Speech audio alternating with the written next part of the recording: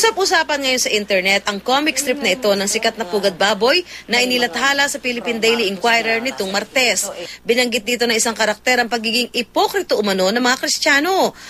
Paliwanag sa sumunod na frame, galit daw kasi ang mga Kristiyano sa mga bading at lesbyana. Pero kinukonsinti naman daw ang mga lesbyana umanong estudyante sa mga exclusive school for girls. Sa huling frame, binanggit ang kilalang all-girls school na St. Scholastica's College kung saan lahat daw ng magaganda ay may girlfriend.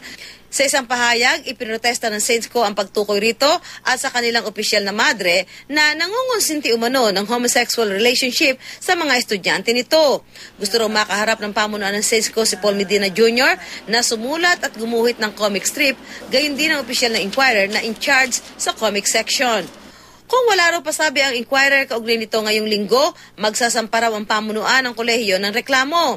Sa statement ng kanilang publisher, humingi na ng paumanhin ng Philippine Daily Inquirer saan nila'y offensive na comic strip. Iniimbestigahan raw ito ng kanilang reader's advocate. Sa paunang pagsisiyasat nila, lumabas na nireject na ang naturang comic strip nang isumite ito nitong Abril dahil sa pagiging insensitibo umano nito. Pero dahil daw sa isang mix-up, nailathala pa rin ito. Habang patuloy ang investigasyon, hindi muna lalabas ang pugad baboy sa Inquirer kung saan 25 taon na itong inilalathala bilang satire ng politika at pamumuhay sa Pilipinas.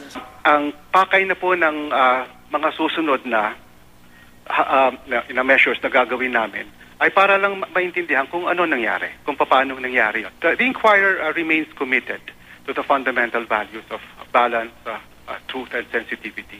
Nakapanayam namin ng cartoonist na si Medina at dito'y inamin niyang lumampas siya sa limitasyon.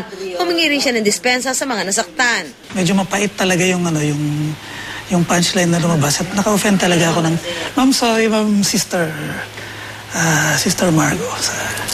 Nagawa ko. Nilinaw naman ng Inquirer na nananatili pa rin contributor ng pahayagan si Medina. Para sa unang balita, Susan Enriquez reporting.